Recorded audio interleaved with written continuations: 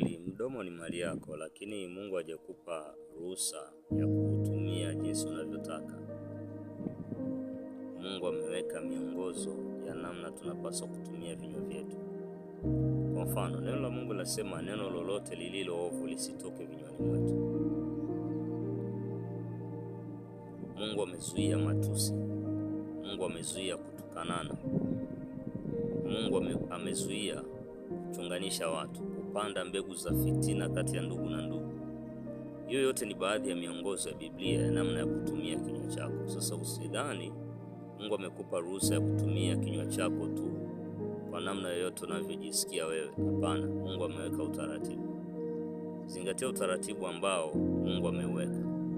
Na faida mojawapo ya kuzingatia utaratibu ambao Mungu ametupa kuhusu namna tunaweza kutumia vinywa vyetu, inakusaidia wewe binafsi. Kwa mfano, neno la Mungu linasema kwamba anayezuia kinywa chake, anayetumia vizuri kinywa chake, atailinda nafsi yake, atajiokoa na taabu. Sasa zingatia hiyo miongozo ya namna ya kutumia kinywa chako, itakusaidia sana.